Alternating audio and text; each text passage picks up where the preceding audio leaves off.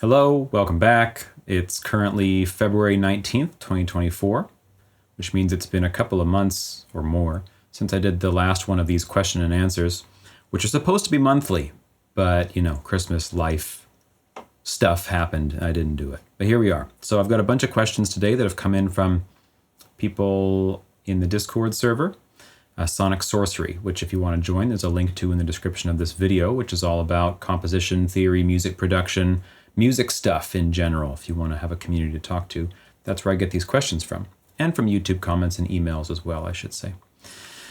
So I'm going to start by responding to all these. I've separated them as normal into questions that are generally about music or related things, and then questions that are perhaps more about myself, people asking specific things. So I'll respond to those at the end.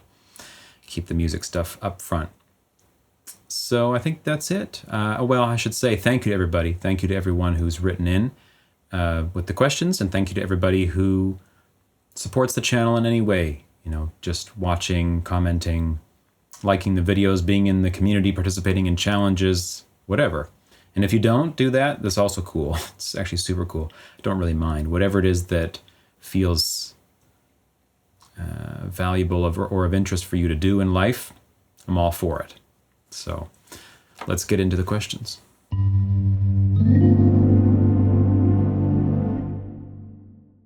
So this first question is, what is music? Now, this is something that I ask people on the podcast, all three of them so far, each time I start with this question, what is music? So someone has asked me now as well, what is music? The answer is, I don't know. I have no idea what music is, but I don't know what anything is. I don't know what any of this is. I don't know what any of this thing that we call life, existence, being, reality, the universe. What is it? What's going on here? What are humans? What are colors? What are sounds? We have all these words for these things as if to name it is to know it. But no, to name it is to point to it, to say that. I don't know what that is, but there it is. I don't know what music is, but there it is. But with music, you can't even do that. You can't even point to it because the notes written on a page, that's not music. Well, not in the sense that I'm talking about it in. Nor are instruments music, nor is sound moving in the air music.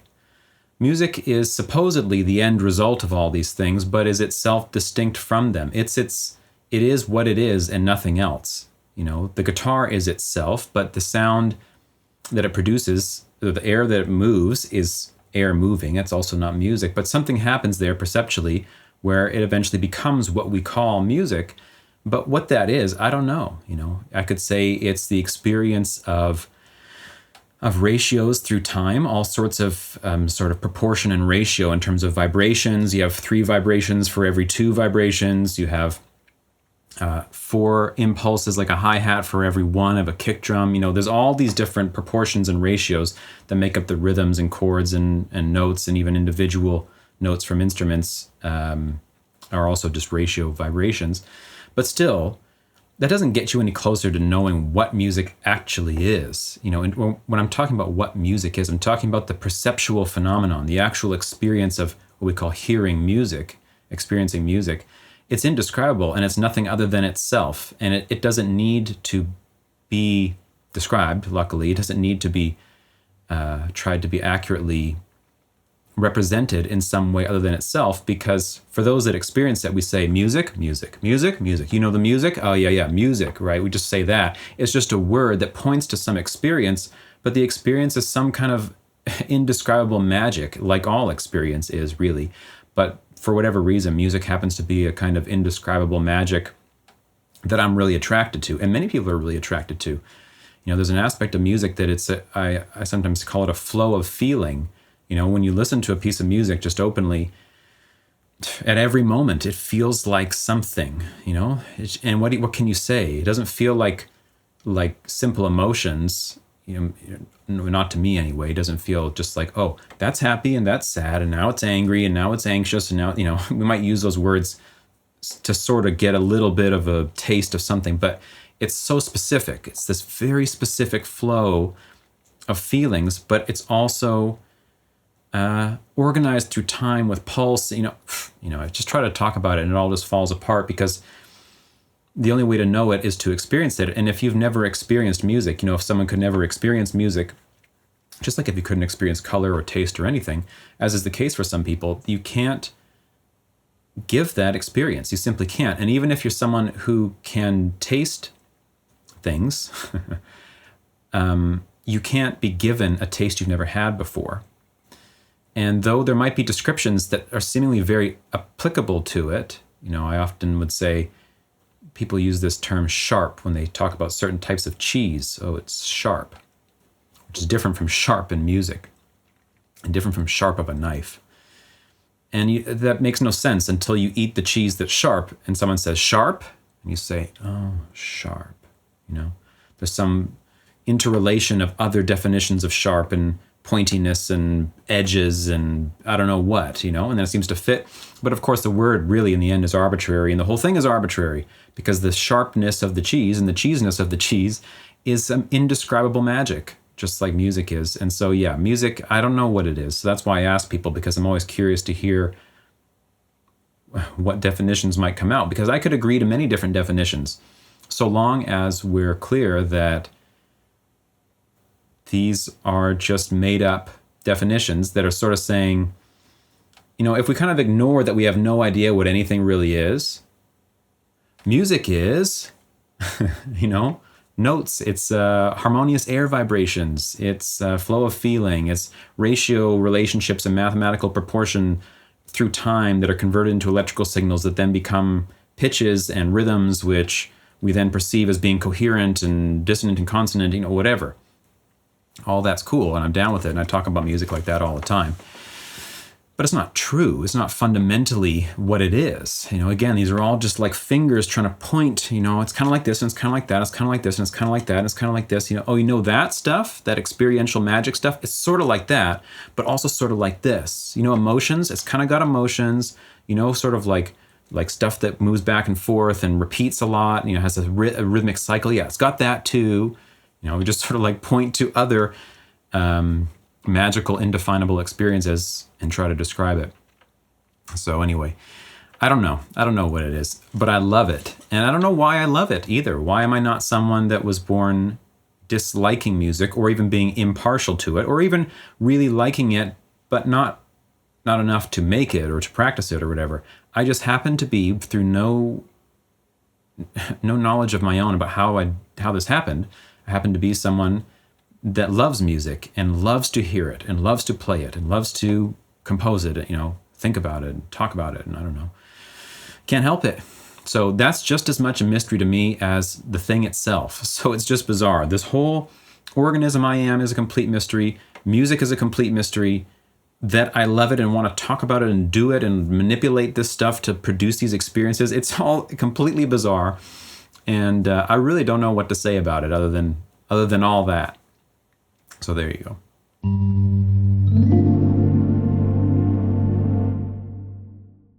Next question is, what do you say about the impact of playing a musical instrument on development as a composer? What should you prioritize in your instrument playing and practice?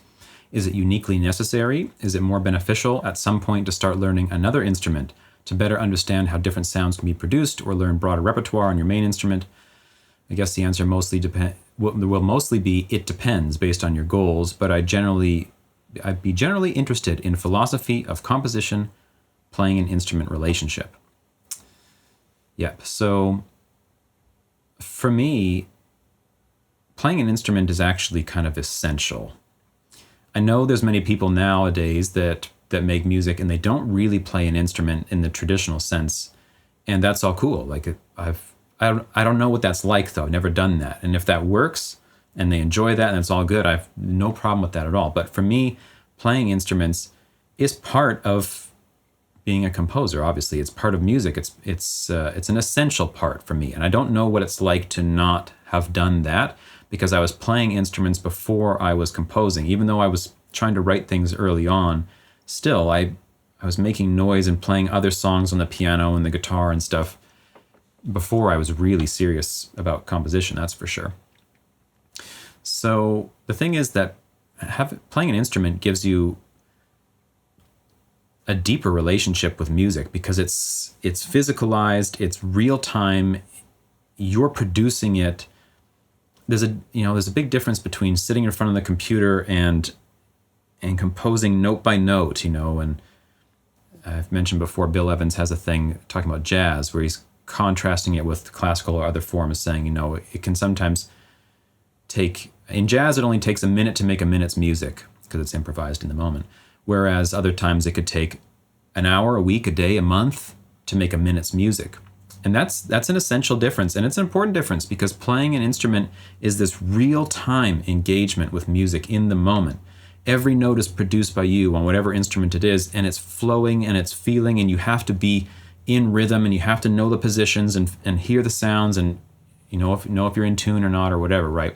There's so much happening. Like playing an instrument in real time for me is a whole being thing. It's a whole organism thing, especially when you're playing like jamming or something. If it's improvised and with other people too, then it's just everything. There's just this listening, feeling, looking, touching, playing, expressing, receiving. It's sort of mathematical, it's artistic, it's precise, but it's loose. It's everything at once, pushing and pulling, all of this.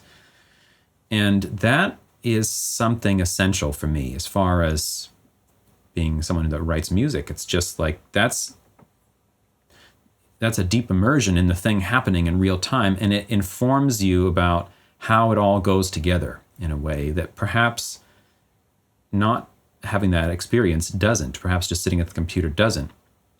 So for me, if anyone's wondering, should I learn an instrument? If you're serious about composing, you're serious about music in general, yeah, you should definitely learn an instrument. Definitely. And if you already learn an instrument, should you learn another? For sure. Definitely.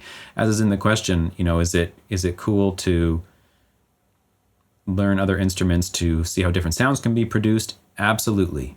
Now, I don't play a wide variety of instruments. That's actually another question someone sent in, so I may as well answer it now. I play primarily guitar, secondarily keyboard or piano, and then bass, some drums, a beatbox. I can kind of sing. And then other instruments, I could probably make coherent noises on them to some extent, but I don't really play them. Other stringed instruments, sure. Other sort of hit instruments, sure. Later, like a keyboard, sure. So I don't play a wide variety. I'm not one of those people that can play all the wind instruments and some strings, and I would love that, but it just wasn't my path. Time ended up getting spent more on composition and on learning a DAW and mixing and sound design and all of those aspects. However, I do play a few, and I play the ones that, for me, are core to what I do. Ones that can play harmonies, can play melodies, can play bass line, can play drum patterns. Most of the music I make, is consisting of those things. And they all give a different perspective on the whole thing. So I'm a big believer in that. I mean, if you've got the inkling, if you've got the desire to try to learn a new one, absolutely go for it. And even if you only do it for a little bit, you'll still give tremendous insight into it. The other part is, should you broaden your repertoire on your main instrument? Or that might be or should you broaden your repertoire as opposed to learning another instrument? I don't really know. Both sound great. And the thing is that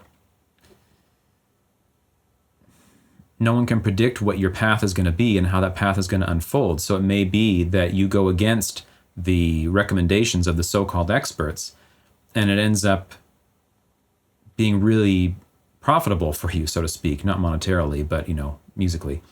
That going the other way ends up revealing new things and paths open up that you follow that you wouldn't have expected, and so on like this. So while I can say all this stuff is what I would do, and if someone were to say, I need the advice, give it to me, okay, sure, that's what I would say.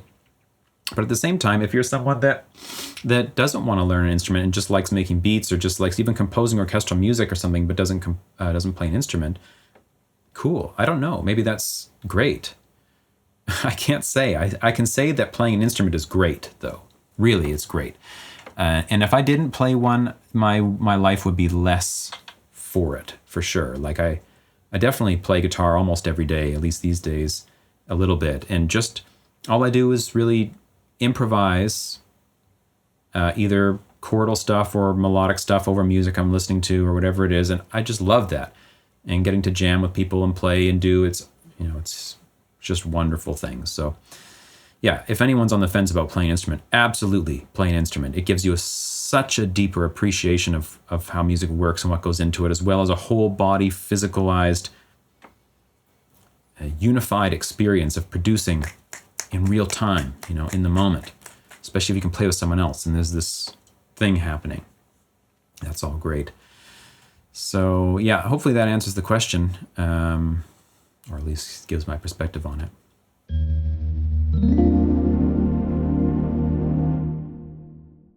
Next question is, do you like the grid layout of launch pads and similar MIDI controllers that have the layout of the guitar fretboard, rows on the grid corresponding to strings? My next goal on guitar is going from noodling by ear with backing tracks to proper focused play of chord tones, and hoping that my keys skills on the launch pad will develop along, hopefully with one method helping the other. All right, so this person is talking about those, I don't really have one here, but one of those MIDI controllers that's like a square with a whole bunch of square pads on it. And then these can be mapped in a variety of different ways to the notes that you'd find on a keyboard or whatever. And yeah, there's a bunch of mappings, and this person seems to be talking about mapping them in the way that a guitar is tuned, such that I assume you could end up actually like playing guitar shapes on the launchpad, and you'd be playing roughly the same chord types that you would on a real guitar, regardless of what the layout happens to be. I definitely prefer keyboards, and I definitely recommend that to most people depending on the type of music you want to do. Like if you're mainly wanting to do beat-based music and playing keys and playing in chords by hand and all that is sort of a more minor role, or even a role that you're less interested in, then cool. But if you're more wanting to do quite musical stuff, and do other types of music, maybe that's not beat-based or whatever, the keyboard is just superior in so many ways to it, from visual layout and understanding to the articulations you can create in terms of the way the keys feel and how you can get velocity changes, the sustain pedal interaction with it. And a big one is that that skill is transferable, meaning when you learn a keyboard at home on a MIDI controller, you can go play on pianos, you can go play on other people's MIDI controllers, you can play other instruments that are laid out that way, whether it's a vibraphone or xylophone, or xylophone's not like quite laid out that way, but there are other instruments that also are emulating the keyboard layout thing. The thing is that it's a kind of de facto standard of Western music of how it's sort of laid out these days, and because that's the case, it's very fruitful to understand it. And if you're going to spend the time to learn how to play chords and stuff in MIDI, you may as well do it on that instrument, because it will end up having so many more knock-on benefits. Because if you learn to play a push or a launch pad really well, that's all you can do with it. If you don't have that with you, you can't now play on someone else's keyboard at a jam, or you couldn't buy a synth and suddenly know how to play it. You'd have to hook up the launch pad to it again. It's very specific. So in that way, I feel like it's pretty limited. Now, I could just be old hat, and maybe that this will become the new way, but I also don't feel like the feeling actually of playing them is that enjoyable in that way. The way literally the physicality of the way the pads feel to push doesn't feel satisfying to me compared to keys. And maybe for drums, yeah, cool. But I still actually like keys for drums too, but it's because I grew up that way. But the actual playing of like two-handed parts or pulsing chords, I somehow feel like I've got more control. Perhaps that's just experience. But still, my point stands that I do feel like its layout will complement your understanding of the guitar fretboard and of music theory in general massively, and that skill is transferable in many different ways. Piano rolls, of course, are just horizontal or vertical keyboards that you can lay out and seal the notes that way. So even if you're working in a piano roll, it's helpful to be able to know the keyboard.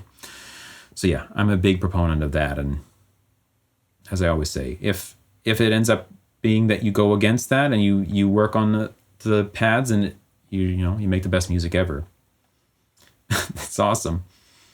But if I have to give the advice, I'm going to give the advice of go the keyboard route.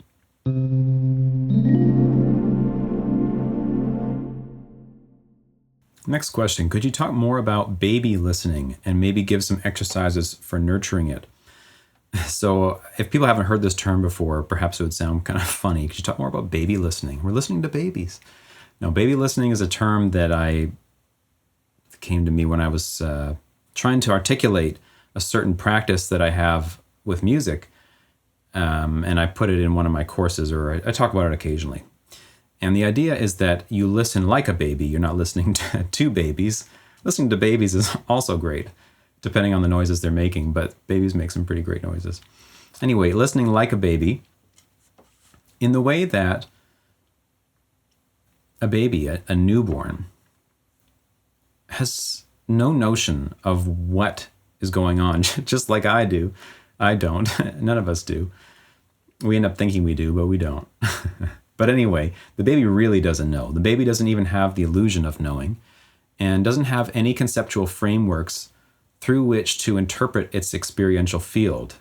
So music, or sound even, is just this inseparable, unnameable aspect of the whole thing, that the baby's experiencing this. You just look at a baby, the baby's just looking around like this a lot of the time, right? It's just like, what is this? Everything is just completely mind-boggling, as it still is. Except we become kind of numb to that. And we become numb to it through definitions and, beliefs and all sorts of things that, are secondary to this question. The question is, talk more about baby listening. So baby listening is putting yourself in this position of a newborn, the way that a newborn experiences music. Now, perhaps we shouldn't go quite that far, because the newborn perhaps doesn't even have any mechanism by which it's going to focus on the portion of its experience that we would call music and try to listen to it coherently. That might not even be happening for probably a good while, I would assume. So if there's music playing, it's part of the milieu of the experiential soup that's occurring, but it may not be an actual, like, a focus for the baby. It's just sort of happening, like everything is happening. So perhaps not that level, but when I'm referring to baby listening, I'm referring to listening to music without any of your normal preconceptions and interpretive frameworks for it. Normally, as we're listening, especially if we are musicians, we have all sorts of interpretive mechanisms that are going on just sort of subconsciously, or, in a very habitual way. For instance, we recognize there's a voice, there's a guitar, there's a piano, there's the drums. Oh, this is the chorus, that's the verse. So that's a major chord, perhaps. Oh, they're going up a scale. Oh, it's a key change. Oh, it's this is classical music, or this is hip hop, or this is, this kind of thing. We have a million of these things, and even if we're not consciously, listing these off like this, it's still very much happening. Even, you can imagine, even as you're hearing music in the background, there's almost this sense of, what you're hearing, in terms of, there's jazz in the background and I hear a saxophone, and depending on then the person's musical experience and ways of thinking, they either have theoretical things that go on top of it, or if they're just a listener, maybe that's as far as it goes. Who knows?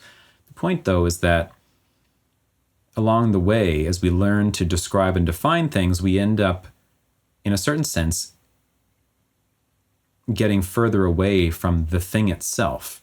Because music is what it is, as I was saying earlier. It's not any of the interpretations of it, the representations of it. Those are interpretations, those are representations, those are ideas, those are concepts. None of those things are music. Music is only itself. And so to listen like a baby is to be with the experience of music in a completely open way, where you're, to the best of your ability, not grasping at anything. You're still being with the music, unlike perhaps the total newborn, in which it's just part of the soup. We're not at that level. You're still like sitting down and listening to music, but that process is one of an open experiencing of it without any grasping towards what it is. I'm trying to make sense of it, trying to understand the instruments that are playing, or the chords that are playing, or even what the words are saying, or anything like this. It's just, let it be raw. Let it be what it is. Let it be this flow of feeling, this flow of, we have to put words to it to talk about it, but in the moment of doing it, you don't even do that. So you put on headphones or whatever, you close your eyes, and you completely relax, and you put on, songs you love or whatever, and you just let it play, and you don't do anything in particular with it. In fact, you do the opposite. You just be with it as it is, letting it flow through without grasping, without understanding, without knowing even that this is sound, without knowing that this is music, without knowing that you're using your ears, that you're listening. All of these are conceptual overlays that get put on music normally, the experience we call music. And so now we're just being with the experience raw, with what it actually is as it presents itself, which has no way to be described. But we could say maybe it's a flow of some feeling or flow. I don't know what you say it is. Some kind of just crazy, indescribable energy thing happening. And the point of doing this is to increasingly get in touch with what it is, with what music really is, because we can become boxed in by our ideas about what music is and how it works and how instruments work and what they do and how they interact and the theory behind chords and melodies and whatever it happens to be. Oh, music requires this, and there's the drums, and there's the harmonic instrument and the melodic instrument, and they all do this, and blah, blah, blah, blah, blah, blah, blah. But in the end, all that just comes to be this whatever.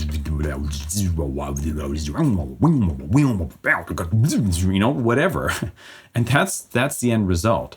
And that's what we as composers or even just musicians, people just playing music in real time, are creating. We're creating this, whatever that is.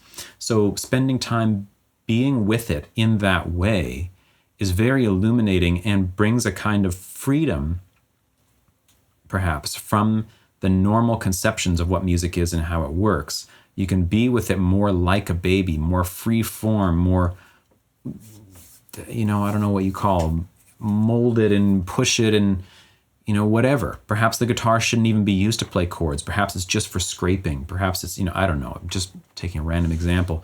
The idea is that all of the sort of rigid structures, which are obviously very useful, I'm not saying don't have those, but all these rigid structures can numb you to the electric, to the vibrant, indescribable quality of what music really is. That when a baby is listening, and they're, when you see a baby has really tuned into music for the first time, anyway, sometime in that early period, and there's just this.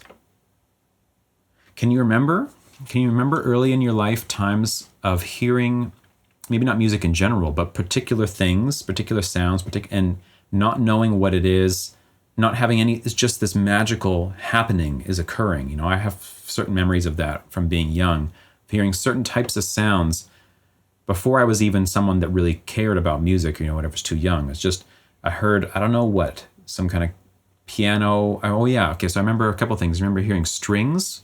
Now I know them as strings, but I would hear orchestral music like in film scores and hear the swelling strings and all the ways they move.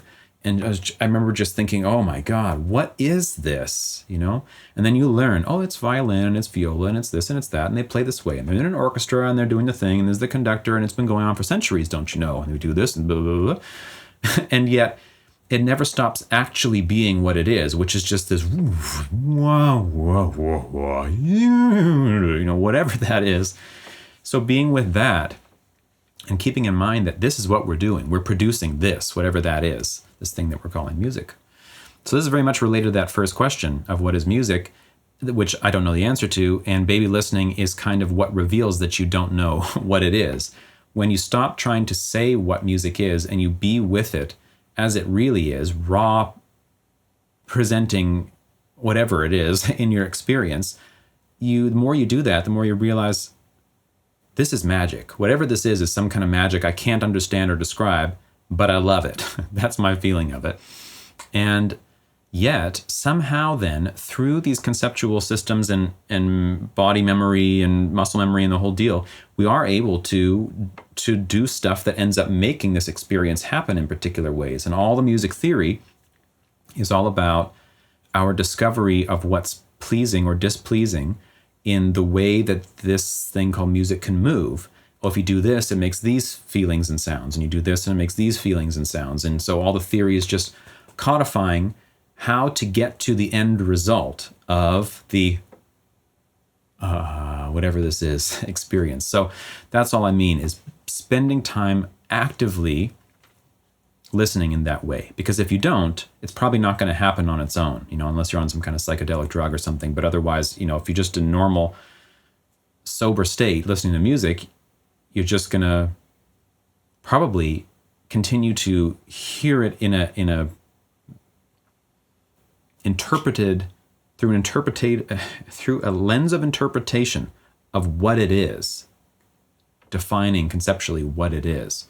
I'm listening to country now, and I hear the man singing about the pickup truck, and I hear the acoustic guitar playing the chords, but forget all that and just be with the shlang da, just let that be what it is. It's trippy. It's super trippy. But life is super trippy. What can you say?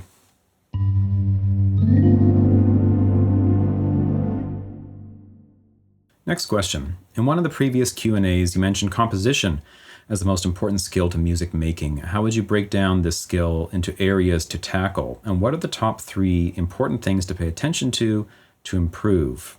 It's the same kind of question with different flavors. All right, so the question is, what are basically the 3 most important things to pay attention to improve in composition? Since I'm saying that composition, more than sound design, more than mixing, more than your production skills, more than whatever, the composition is the most important part. That's answered in a previous Q&A if someone wants to listen to that. I don't know where, you have to find it. So anyway, my top 3, I would say, in terms of to break down composition, and I'm keeping this apart from production stuff, in terms of DAWs and mixing and that whole deal. These aren't in any particular order, maybe. I don't know. I haven't really thought about it. But the 3 are tonal relationships is one, which we call music theory. So this is about understanding keys, understanding chords, bass notes, melodies, how they all relate, the tonal aspects of music, the pitched aspects of music, and how all of that gels, how chords are formed, how melodies relate to chords, and how bass notes relate to those chords as well. And the sort of combined effect of how the whole thing works within a tonal center, a key, and moving towards a tonic and away into other key centers. All this kind of stuff is, for me, sort of one area of composition. It's part of the building blocks that if you don't understand any of that, you might be a sort of very lucky person who can still compose very well. There are people like that, absolutely. I'm not one of those people, but there are people like that without any theoretical basis really can just sort of flow through and figure it out and make it work, which is just amazing. But for a lot of people, having a basis, at least a little bit, in understanding these tonal relationships is pretty key, I would say. And it's pretty obvious to me anyway when someone doesn't have that.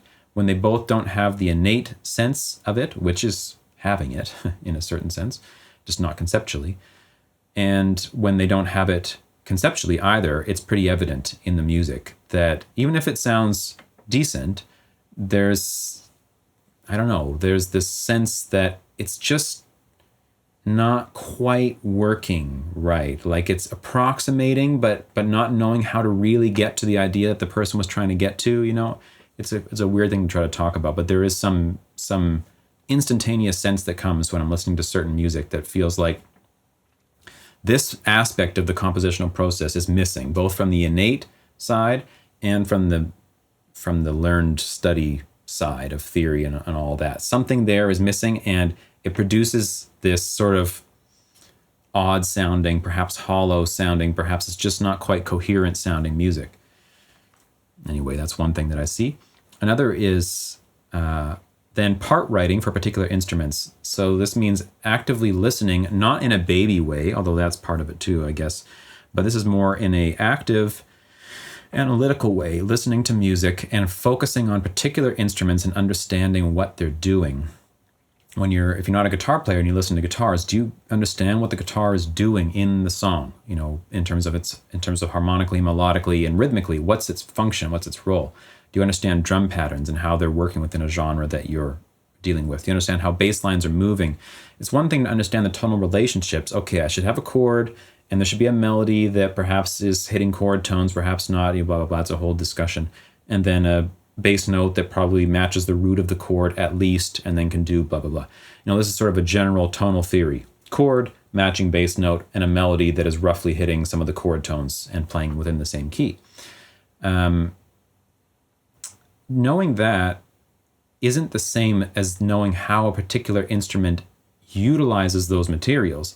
And you learn that through either playing the instrument, of course, which would be ideal, but barring that, you learn by actively listening. You listen to music that's doing it and you focus on that element. And I do that a lot. I've done that since I can remember.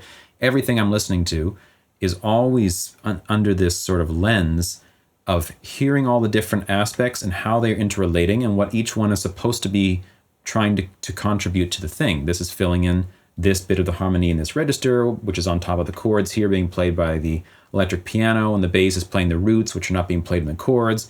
The drums are playing, but the snare's not hitting on the 2, it's only hitting on the 4. And on the sides is the strings, and they're trilling, but they're holding, I don't know, all this kind of stuff, right? It's an analysis of the way instruments do what they do and the effects that has, because that builds a sort of internal vocabulary of how to speak through those instruments or how to place those instruments or what they should be doing at all, basically. Because if you just understood tonal relationships and then had no, it's not possible, but no exposure to what other instruments normally do, I'd be very curious actually to hear what someone would do, Maybe you can make some AI that does that or something. But, otherwise, you're going to have, the more understanding you have of what these things are doing normally in various genres, the more material you have to work into your composition. The last bit is arrangement and structure. And again, this is a listening thing. And this is about the layering of instruments and their positioning, both in the stereo field and in volume and through time. The guitar is playing here, but not here. The strings are playing here, but not here. The drum fill happens now.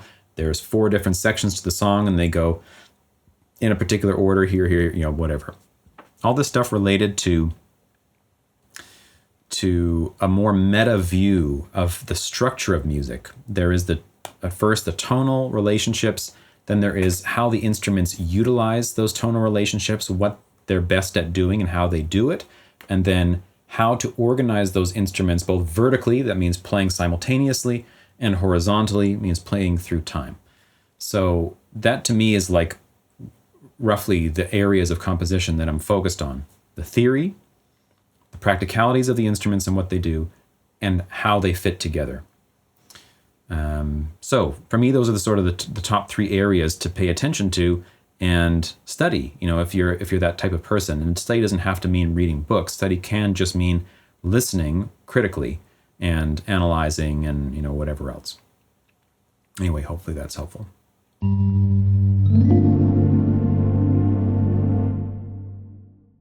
Next question is how to choose the right sound for a new composition. It's a pretty open-ended question. It's kind of hard to answer. There's probably as many answers as there are people who would answer it. How to choose the right sound for a new composition. When I used to write music, my personal music, like not for any particular purpose and not for trying to fit into any particular genre, the way I would do it would be opening up some kind of interesting virtual instrument and like a synth or Omnisphere or Contact or something, and just going through presets until one goes, oh, and I start playing with that. And then that starts to inform what the thing is going to be, because clearly in that moment, something about that instrument is resonating with me. It makes me stop and say, oh, and then for me, that's the flag. It's like, in the state that I am at this moment, this sound is gelling. This sound is harmonizing with me. Then there's an exploration of what are the properties of this sound. What does it do well? What does it not do well? When you play it low, when you play it high, when you play it short, when you play it long, when you play it soft, when you play it hard, arpeggiated and block chords and blah, blah, blah, blah, blah. All the different ways you explore it and find out what are its best aspects, and then how do I exploit those in a certain sense? That's a terrible word for it, but let's say, how do I use those aspects, those best aspects to their fullest effect to start something. That used to be how I would start songs, and I still do sometimes start that way. Otherwise, how do you choose the right sound for a new composition? I don't know. Depends. You're writing a piano piece, you're writing a classical piece, or you're writing a hip-hop piece. It could be anywhere. And in the end, you're going to have a particular slant on what the right sound is that is going to end up defining the way your music sounds. And luckily, you don't have to do anything for that to be the case. You're just going to resonate with particular types of sounds and like to hear them move in particular types of ways. And that's going to end up sounding like you. So that's kind of easy and fun to discover. So I don't have any better answer there for how to choose a right sound for a new composition. You just kind of try stuff, and then if it's cool, it's cool.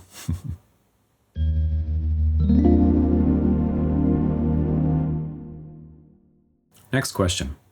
Did you ever use keyboard labels or stickers or keyboard learning devices? A couple of years ago, I had a brainstorm or saw a video perhaps and put a piece of white tape on the strip behind the keys on my keyboard and labeled with numbers, but forgot what the numbers were. Until recently, I figured out that the numbers represent the number of sharps or flats in each key. Never seen that before. Handy that. Recommendations? Yeah, I think I did that very early on. I didn't put key signatures or anything, but I did put the names of the notes. I don't see anything wrong with doing that, other than, eventually you take it off, just because if you go play on another one, obviously you're not going to have them. But otherwise, you could just leave it on forever. And I've had many students that have done that in various ways, and it's fine by me. I would say it's probably better to not do that, so that you're not always having to look at it. I mean, at the moment that you cannot have that there anymore, don't, basically. Yeah, it's funny, and I wonder how this is with other musicians that have been playing for a while anyway, 10 years or more, let's say. Like around me, I don't have any,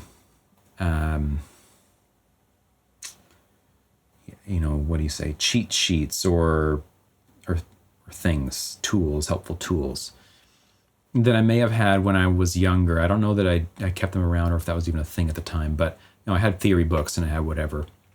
But I wonder how many people who've been playing for a long time or composing for a long time actually have any of those sort of reference materials nearby.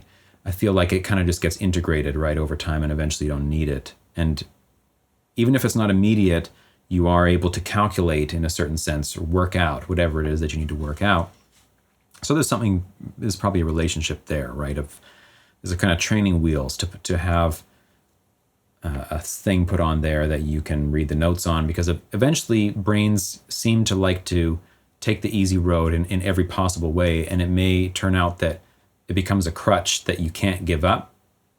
I don't know. Perhaps you're not like that, and it's just there, and then it's fine, and it's no problem. I don't know. I don't have one now, I can tell you that much. And if it helps you, then great. But be prepared to abandon it, and try to abandon it probably, sooner rather than later. That's a pretty wishy-washy answer, but I don't really know. It's, I can say that having a strip of tape with the number of sharps and flats in the various keys doesn't make any sense to me. I would rather have that on a circle of fifths or a piece of paper or something like that. And if I'm going to have a strip of paper on the piano, strip of tape that has things on it, it's probably going to have note names. And that's it. It would be great if I would have scale degrees, but then the scale degrees would have to, change for every key you're in. So it's not going to happen. Not yet, anyway. Anyway, that's all I got to say on that.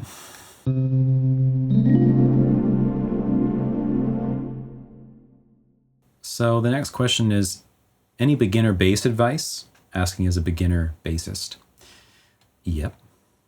Beginner bass advice is listen to a lot of bass. Traditionally, or I should say normally, people don't listen to bass that much unless they happen to be inclined that way for some reason. But people that didn't have someone in their family that played bass and they don't play bass, it's not that obvious to them. And that might actually still be the way that it is for you. People end up wanting to play bass without even really having listened to it that much because they're attracted to it for whatever reason. It could be anything.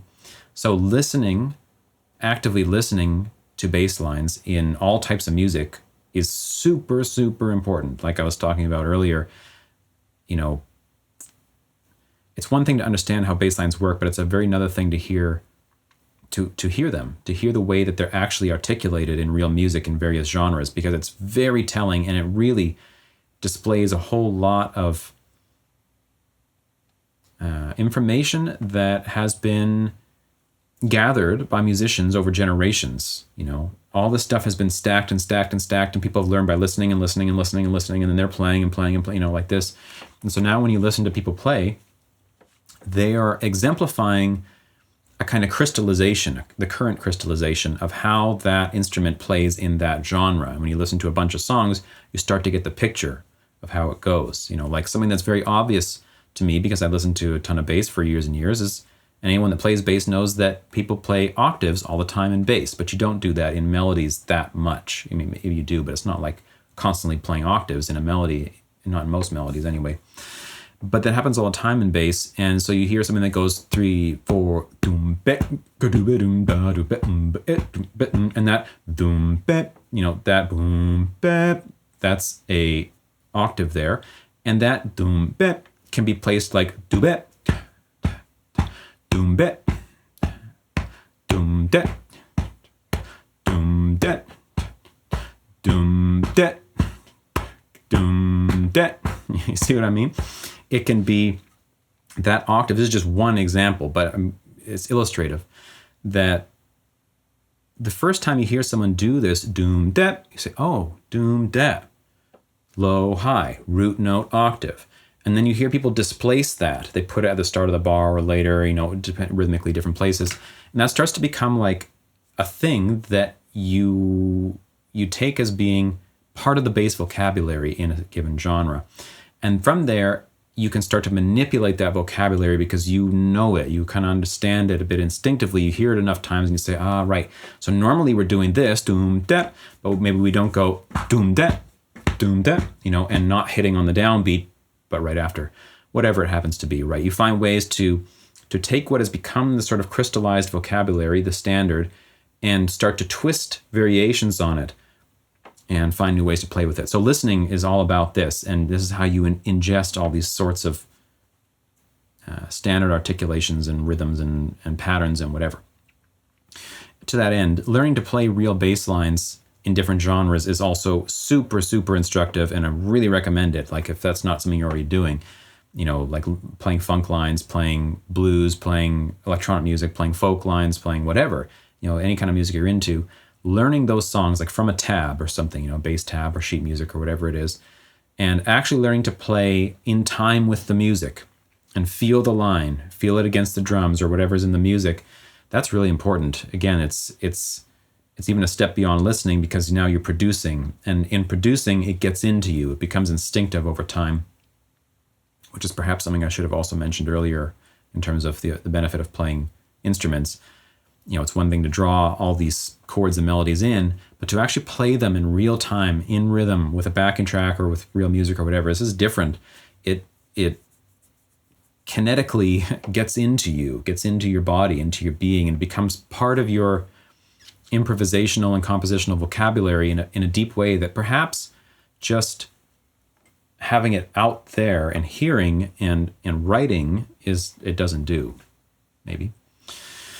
Then understanding the relationship between harmony and bass, sort of as I mentioned before, that means chords and bass. That's really essential. If you're not understanding that, this is, you really got to be clear on the kinds of notes that bass lines normally play against different types of chords and how inversions work and all that. That's big. Listening to the tone of bass in various genres. It's not like all bass sounds the same, depending on whether the bass is acoustic or electric and what kind of amp it is and what kind of EQ and distortion or, whatever's going on. There's all different ways that bass ends up sounding, and you want to be attentive to that, because when you are playing, your bass is going to sound some way. And if you don't attend to that, it's essentially left up to be random or default or whatever it happens to be, when you could have shaped it in some meaningful way towards a sound that you like, and you learn what you like by listening and identifying it. Oh, I like when it's very subby and low, not when it's sort of mid-range and growly, or whatever it happens to be.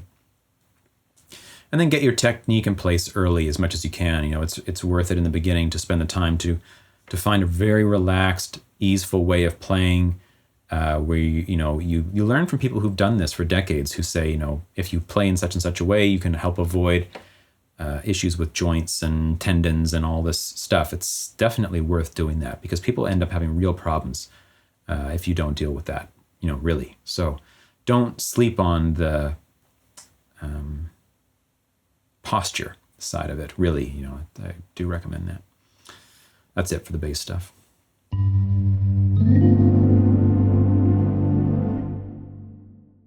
Next question. What do you think of aging and its effects on musicians in terms of their art? Is it cultural, biological, a bit of both, neither? I don't know exactly what the last part of that question means, but I'll have to just take a guess. So what do you think of aging and its effects on musicians? Well, generally, it seems to, like anything in aging, be a process of maturing and refining. And, especially for serious musicians who, this is what they do, artists, players, composers, whoever. Obviously, it changes over time and it gets refined. It gets, the things that were hitting for them and were big for them at a certain point of their life become commonplace, and you generally end up reaching further into some direction. And depending on what direction it is that ends up being of interest to that person, that may make the music more or less appealing to a certain type of audience. As often happens, people end up having albums, for instance, early in their life that people love, and then later on in life, they get more avant-garde, more exploratory, which makes total sense. You can't just do the same thing. I mean, maybe you can. Maybe some people can do the same thing the whole time, but I sure can't. And not just in music, but in all aspects of life, there's this sense of what was, new and exciting and interesting and whatever becomes understood and commonplace. And this happens in food. It happens in experiences in life. It happens in where you live. It happens in whatever, right? I don't know. Depending on the person, it could be anything. And so that, I think, is an interesting thing to watch happen. These musicians who've had these decades-long careers, how does the music fluctuate over time? What's the kind of trajectory? And perhaps analyzing or theorizing a little bit about that, not because you're actually going to come to any real answer, but because it's just fun and to consider what happened and what was the effect on the audience that they have and what do they think about various albums and so on. So in terms of the second part of the question, do you think it's cultural, biological, or a bit of both? I don't know if that means, do you think the way that it changes over time for people has to do with the culture they're from, or the type of body they have, like biological in their brain and makeup and mind makeup and all this?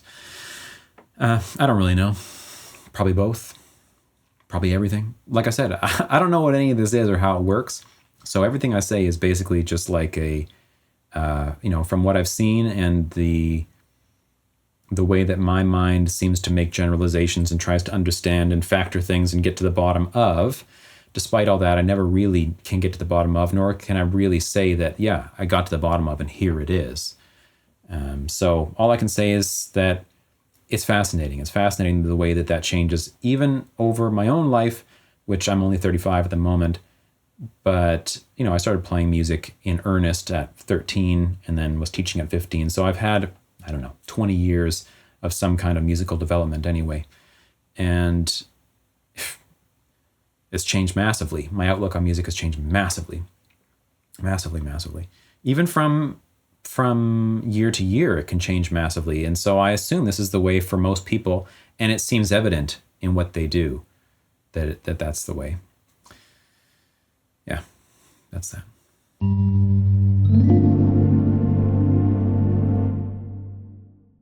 This next question is, what aspects of music creation are easily applied to other areas of life?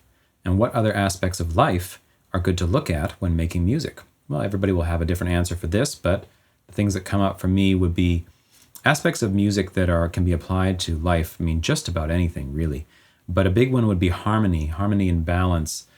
music gives such a tangible, in a certain sense, intangible way of exploring what relationship means, what harmony means, through consonance and dissonance, through tuning, through the beating of two notes, to resonance, to you hear this versus you hear this, you hear this.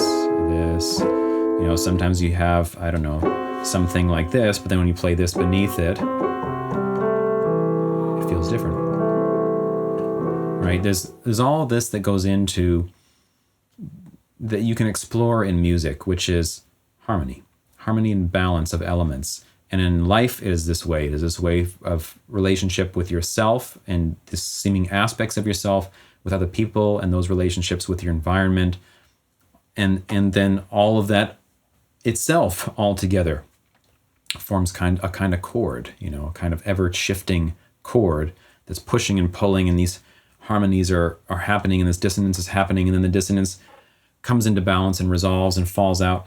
And the sense is not that the dissonance is supposed to be avoided or anything, and that the harmony, that the consonance pleasingness is supposed to be gotten to. There's nothing that says that should be the way that it is. That is a way to pursue it, but it doesn't need to be. It could be pursuing the dissonance, or it could be equally allowing both to just do whatever they do, because of course the sweetness of the dissonance comes from dissonance, the bitterness of the dissonance, and vice versa.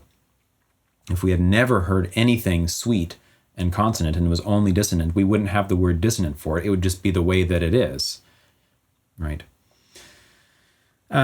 So that's one thing. Another would be like focal points and melody. In music, I often talk about the way that, when you're composing, you're sort of wanting to create a type of narrative, maybe you would call it, where there's always a clear focal point for the listener. And I shouldn't say always. Perhaps there's a time when you don't want that for the particular effect of not having that. But generally speaking, there's some kind of through line through the piece, which various instruments hand off to each other. There's a melodic instrument, which then moves into a drum fill, which is the melody for that moment, which then moves into a particular chord voicing or an arpeggio, blah, blah, blah. Could be anything. This sort of through line. And so in life too, I think there's a pretty visceral sense of what is the focus of the moment. It's like in music, there is this presented in each moment, depending on the genre. But let's say in an orchestral setting, there's many things occurring. There's the flutes fluttering over here, and there's the bass that's jun jun jun jun, and there's the middle strings and there's these upper stuff, and then while that's going, there's this melody from the oboe or something, and beneath that there's a snare drum, whatever. All this is happening, but from this, there's a pyramid that's focalized on this oboe line, let's say. But then as soon as the oboe line stops, your attention is falling, and where does it land? It lands in whatever comes sweeping in as the strings are there to catch it, And that's the feeling here too.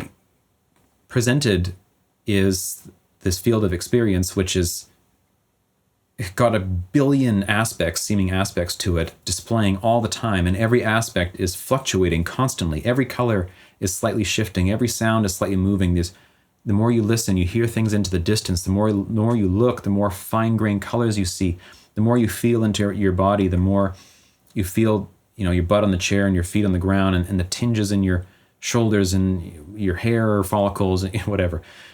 Everywhere you look, there's just infinite detail, and the more you look, the more obvious it is. And so you could just basically space out in like a baby's doing, and just, essentially die eventually because you can't do anything. It's just overwhelming.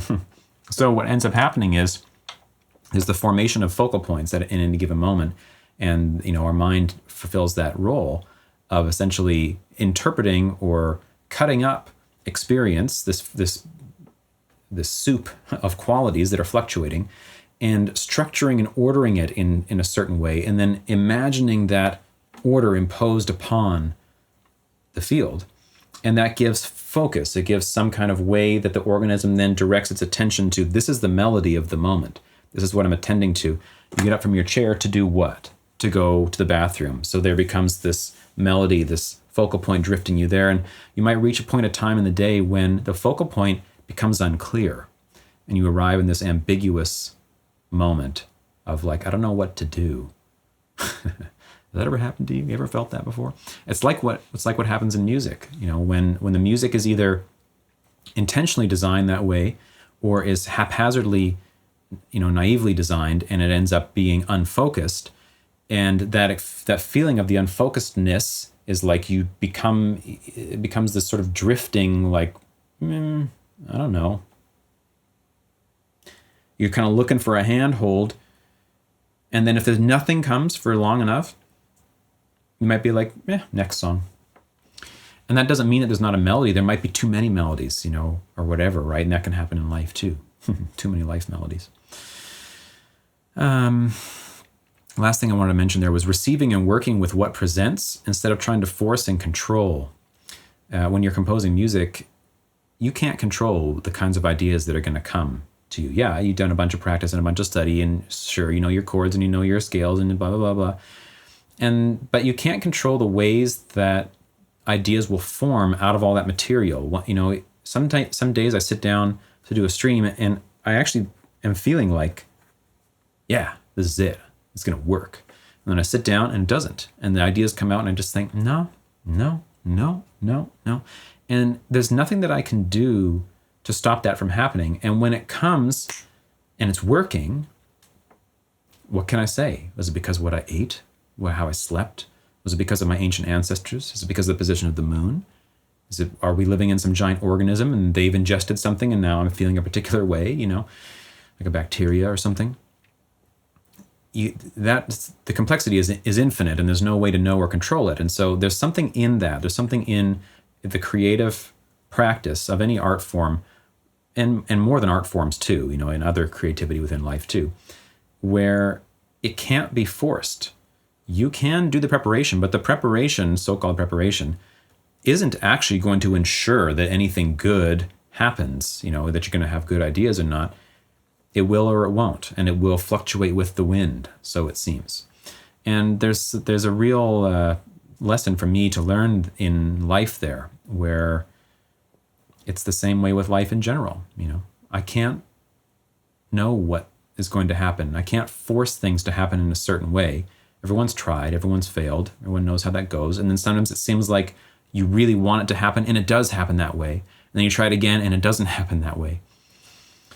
Because there's more going on than our interpretations make it seem like, as if, I simply just decided to do that one day, which how does that even happen? But let's just say I simply decided to do that and it just worked. But then I just try to decide to do it again another day and it doesn't work. But maybe it not working is it working? So there's something there about this in creating music, about going with the flow, about allowing it to be what it is. If it's a hard day and it's not happening, it's a hard day and it's not happening. I accept that. It's just simply part of the whole unfolding creative process. And perhaps tomorrow it won't be that way, or it will be, and whatever that is fine with me. Unless it would be every single day. If it happened to be every single day and I never had any good ideas, I might start to get the feeling like, perhaps I should be doing something else. Maybe music isn't happening for me. I think that answers the question. There was the other side of the question. What other aspects of life are good to look at when making music? Other art forms, of course, the relationships, your human relationships and the experience of that, harmony and flow of push and pull, and your emotional flow throughout a day, the way that you simply wake up feeling a certain way, and then you hear things and you see things and you do things, and it just moves, just moving every moment. It's like music. Your mental landscape and your emotional landscape are in a constant, even when it's static, you feel a particular way, it's still not static. It's still got this ebbing, flowing, bubbling motion of what? I can't even really say. It's coming like this and it comes away, and then you start to feel this way and you think, oh, but what about, but then it moves and it feels this way, and suddenly you get up and you walk outside and it's open and you say, oh wow, it's like this, and then it feels that way. You come inside and it's changing, isn't it like that? And that's like music. So paying attention to how that is, taking note of it perhaps, as opposed to just being in it, which there's nothing wrong with just being in it. It's the way life works. But there's also a value perhaps in taking note of it as it's occurring and noticing how dramatic and how ever-changing it is, because it kind of, I don't know, it gives some sense of perhaps directions for musical exploration, or for how music can be in a way, or why does certain music resonate with you at this time in your life? I don't know. There's all sorts of fun topics to get into there. And then, the mystery and wonder of life. That's a big area of inspiration for me in terms of my making of music is, as I keep seeming to say in this particular podcast, I don't know what any of this is, and it completely blows my mind every day. I don't know what to say about existing, about reality being, about anything happening at all. It's all just completely, stupefying in a way. And to that end, it is inspiring. I somehow want my music to reflect that in a way. For some reason. I don't know why I want that either, but I do. So I end up doing that. So for me, that's a big area of inspiration too.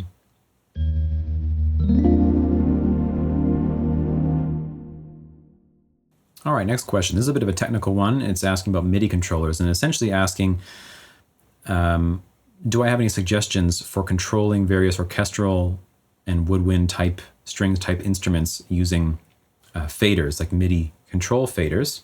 And do I have any dedicated fader controllers? Do I recommend that? What keyboard do I use? Which ones do I use in my workflow? I don't have any of those. I probably should. I just have one mod wheel on my thing, and I've got some knobs. I used to have faders on it, never used it because I didn't do that much orchestral stuff then. Honestly, I would prefer, and I probably will get to being set up in this way soon, to have a volume expression pedal tied to dynamics on my orchestral instruments, I think. And then the mod wheel would be vibrato or vice versa, I'm not quite sure. So that I can kind of mostly play two-handed with a foot moving it as opposed to like one-handed with the fader thing going on. But I'm also very naive about this stuff, so that might not work at all. And perhaps that's, maybe a lot of people have tried that and that's why they don't do it, is because it doesn't work very well. Somehow I feel like it would. But then perhaps a breath controller. I don't know. I don't have a lot of space on my desk, so I don't really want to buy another fader or a fader thing to have just for that. I would rather find some way to put it under the desk, or the breath controller to be off. But then the breath controller, I got to put it on. I don't know. So yeah, that's. I don't have one right now, and I just have a mod wheel, and I make it work.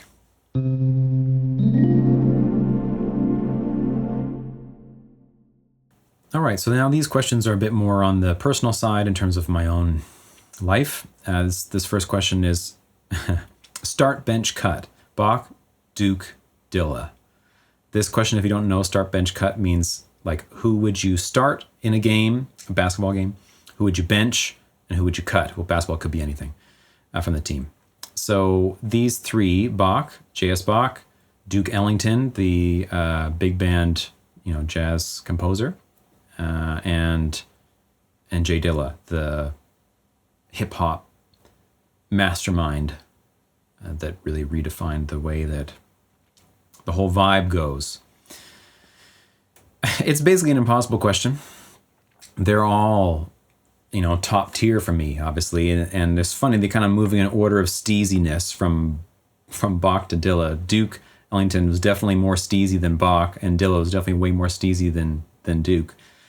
But still, Bach has all of the counterpoint and interrelated harmony and the functional stuff all moving, just gorgeous, clockwork-like beauty and science, mathematics mixed situation happening. Duke with all the harmony and the arranging and the horns and the compositions. I mean, what can you say? And Dilla with a huge part of my world, the drum feel. All of the just hip, off-grid, pushing and pulling, steezy hip-hop drum stuff that I love so much. But I will answer the question. Start, bench, cut.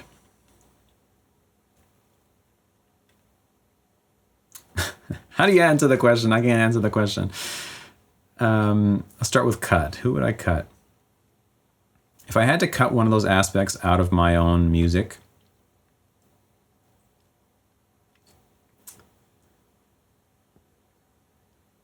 I would have to cut the Bach, I guess. Despite being such a fan of that, I would rather end up with jazzy, kind of big arrangements with steezy, groovy drums than I would have the sort of classical Baroque influence. So cut Bach, can't believe I say it. Start is Duke and bench is Dilla. Because starting with, Duke is probably closest to what I'm doing. Dilla is obviously the rhythmic thing and bass grooves and the whole thing is a big part of what I'm into, but the Duke Ellington thing incorporates so much of what I love in terms of harmony and movement and arranging and composition and song structure and the number of instruments and all that. It's, big. So anyway, there you go. Start, bench, cut has got to be Duke, Dilla, Bach. Damn.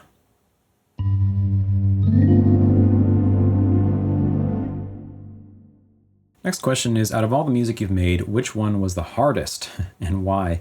I want to say I answered this before, but I can just briefly say I don't really know exactly. It's hard to answer because things are very different. And a lot of the times I don't consider it hard to make. Even if it's complex, it doesn't feel hard. It just feels time consuming and there's a lot to consider. Maybe that means it's hard. I don't know. But I would say recently I did a guitar arrangement of God Rest Ye Merry Gentlemen. That was particularly hard to play. It's probably the hardest guitar piece that I've written. I may have played harder stuff, but the hardest one that I've written. Took a long time to put together compositionally, and took a long time to learn to play it smoothly.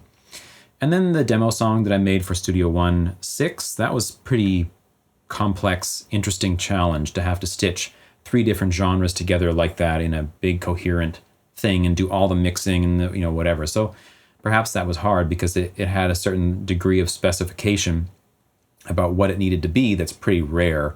And it was certainly an interesting challenge and took quite a while. Yeah, that's what I'd say.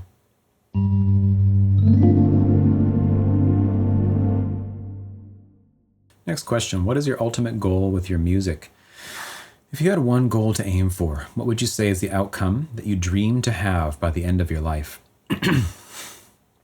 Gosh. I'm going to maybe split this a little bit because it could be taken as, the goal for my own sort of personal music, my own composing of music, which really I would just say is to inspire other people to pursue making music. That's really of interest to me. I'm so inspired by other people, and I'm kind of less interested in really like releasing a bunch of stuff. Like I do want to do that, but more fun to me is just exploring and writing and trying and talking with people and all the stuff that we do on YouTube and the Discord and everything. I really like that. So if anything that I'm doing with my music actually inspires other people to feel like they can do it too and want to practice and explore and experiment, that's pretty high on my list. Probably higher than, I wish to have released a bunch of albums and, I don't know, gotten recognition for it or something like that. Yeah, because whatever it is, it's just, in the end, even if you do get some kind of recognition or, I don't know, what would be the best possible thing to happen. People have different ideas. Some people want to win a Grammy. Other people want to be, I don't know, inducted into the Rock and Roll Hall of Fame or something. Play big shows, I don't know. Whatever it is in the end becomes a thing you have to remember all the time. Oh, yes, right, I won that award. Oh, yes, right, I'm in the Rock and Roll Hall of Fame now. Yes, I have a Grammy. Isn't that great? But most of the time, that's not really present. So it's not really something that you can do anything with or hang on to. It's not that people shouldn't want that. It's no problem. It's just, for me, it doesn't have enough meaning. It's just another thing that probably I would feel good about in the moment. Just like if, a kind of person that I look up to musically were to listen to my music and say, I love what you do, I think, oh, that's pretty cool. But then this life is normal. And then I'm back writing music again. So if what I do ends up inspiring other people to make more music, that to me has a larger impact and a more meaningful spread of potential benefit into the world. So I would probably go that route if I had to choose one. And then otherwise, though, outside of actually my own composition work, I would really like to work on sort of the science, let's say, of discovering the links between music, harmony, vibration, and biology, perception. That's really of interest to me. Somehow, I just have a very strong sense that there's something there at that nexus that we're currently not really getting yet. That perhaps it's possible to kind of understand or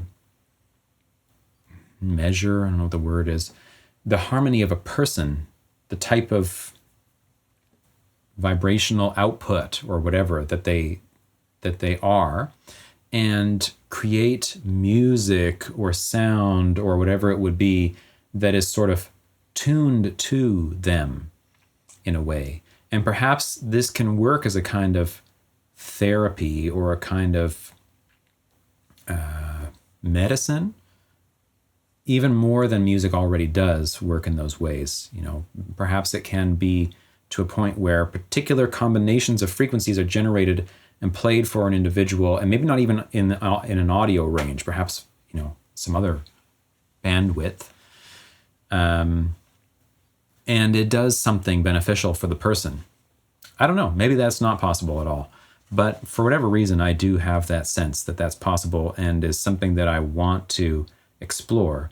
But at the current moment in my life, I don't think that's possible, really, with the means I have and needing to work and make money and do whatever. I could probably put things aside and, I don't know, try to research it or something. But that would be a goal, a life goal, that perhaps I can start to work on that at some point. And if it is a dead end, find out it's a dead end. I'd be down with that too. Someone's got to find out. So yeah, that's my answer.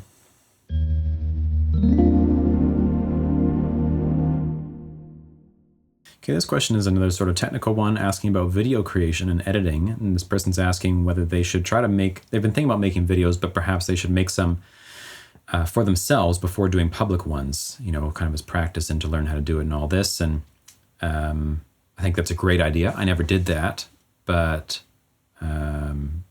be pretty interesting to do. I mean, I was just looking at one of my older videos today or yesterday because someone commented on a video that no one ever really comments on or sees. It's called Rare Chords and How to Use Them, Major 7, Sharp 5. So I wanted to do a series on that, which hopefully I'll start again soon. And someone commented on it, which very rarely happens. So I went back and saw, oh, wow, look at that. That was like the way I was making videos at the time, and the whole thing is quite different than now. So I could see the benefit of doing some practice on that first, to learn the ins and outs of video editing and what feels good to watch and whatever. But also kind of like put it out there. People will be glad that you did. If you're someone who's already interested in making videos, you probably have a sense of how they should flow. And even if they're not super high quality or something, like just the fact that there's more information available for free to people is wonderful. And then they're asking, is it possible to embed tags in videos to be able to find answers to specific questions we need to search for them? I don't know, really. That sort of sounds like an AI language model situation where if you could feed in the transcripts from all of your videos you've made, you'd be able to search that, which something I've thought about doing many times, but I haven't gotten around to yet. And what about placing markers as you go so that you know how to edit stuff later? Yeah, I do this with a Stream Deck, and I do it in a pretty, as far as I'm aware, what's the word? I don't know, pretty ghetto way of doing it, pretty simple way of doing it. There's probably a better, more efficient or official way of doing it. I literally have a track, audio file, that's just a burst of noise, and I keep that on a separate track on my recordings, and I have a button on the Stream Deck, and every time I need to redo a thing, or I need to cut here for whatever reason, I push that. And so then when I'm editing, I have my spoken track, my desktop audio track with the music and all that. And then I have this thing with the bursts.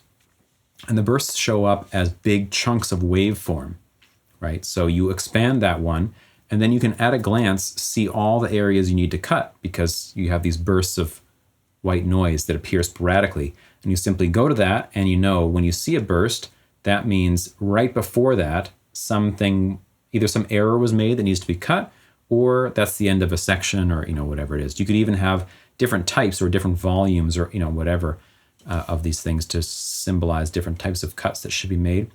Probably there's a better way of doing that I don't know what it is, but this is sort of what I cobbled together and works for me.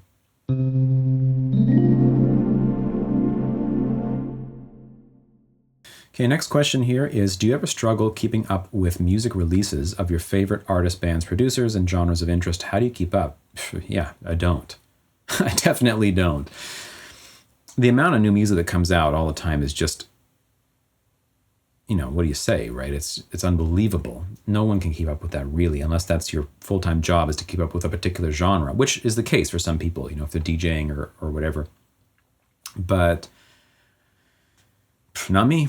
No, I just sort of haphazardly stumble upon stuff that seemingly everybody already knows about and loves, and I think, oh, well, I see now why you like it, and find it.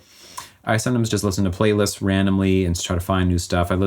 My wife and I listen to DJs on Twitch a lot of various genres, doing jazz and drum and bass and dubstep and Celtic stuff and guitar music and whatever it happens to be. And we find out a bunch of interesting artists that way.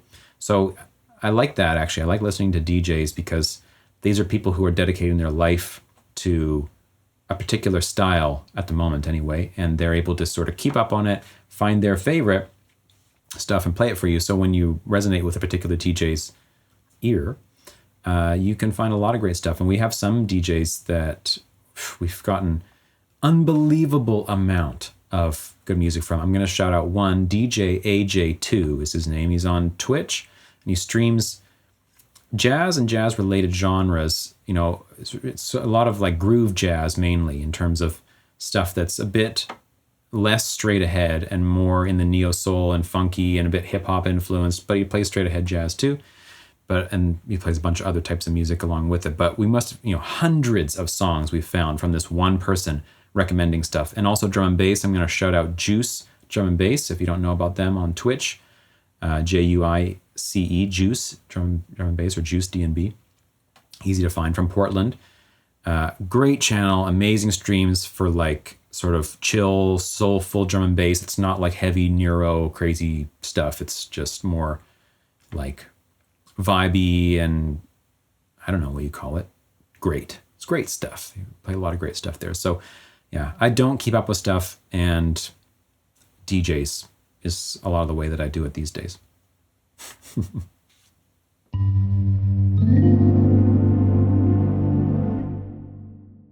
This next question is, were you ever in a band?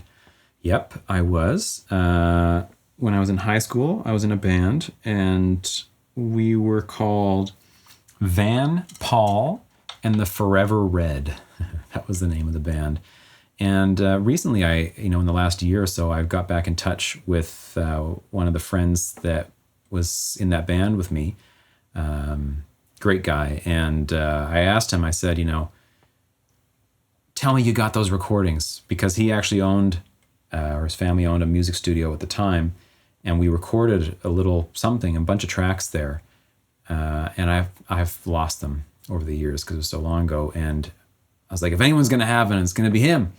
And I asked him, and he said, no, I don't got it.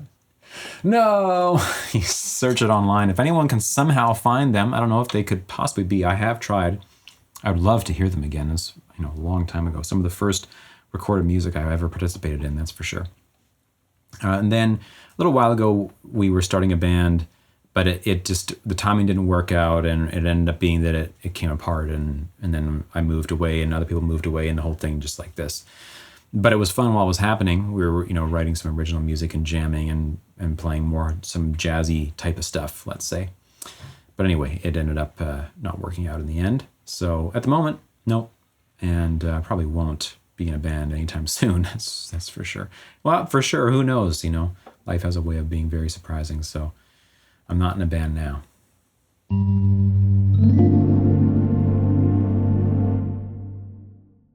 All right, last question for today is how many instruments can you play? How many of them can you play well, in your own opinion? So I kind of answered this earlier. I basically play guitars, keyboards, bass, drums to a certain extent, some vocals, very, emphasis on the some. And then anything else that uses those formats of strings and keys, basically. And then the computer. I play the computer pretty well, the DAW. How many of them can you play well? One. I can play guitar pretty well. In terms of like related to the mass of guitar players in the world. I can play decently. And I did teach guitar one-on-one since I was 15 until I was 30 something. The other instruments, I don't play that well. I can play them well enough to make some pretty stuff. I can play keyboard well enough. And if I were to practice a piece or whatever, I could definitely play some nice pieces on piano, but I don't. I just use it for composing and sometimes playing along, for other reasons, but generally not. And bass, I feel like I can get by, and I know what I want because I love bass and I listen to it all the time, but my technique is absolutely not there. I can't get the precision and speed and dexterity and clarity and tone that I really want from it. So I just work with what I can do, but I really wish I could. Drums, I can really not play that well. I can beatbox pretty well, though, and I really understand drums pretty well as far as rhythmically and their functioning and whatever. And I can program them pretty well, and I can play them on my keyboard pretty well. But playing on the real set, with the four-limbed thing, I can do it for sure, but it's not something you're going to see a video of me doing anytime soon. Anyway, that's it for today. I hope you enjoyed that. And if you want to leave me any questions for the next Q&A, you can. The best way to do that is in the Discord, Sonic Sorcery. So that's sonic-sorcery.com, or there's a link in the description of this video where you can join the Discord there. And then there's a channel there specifically just for questions here. But you could also leave a comment on this video or email me. I do try to collate those ones as well. However, I might actually miss some of them. So the best place to do it is the Discord for sure. So I'll be back next month with another one of these and some other kinds of content in between. Content. I'm a content creator.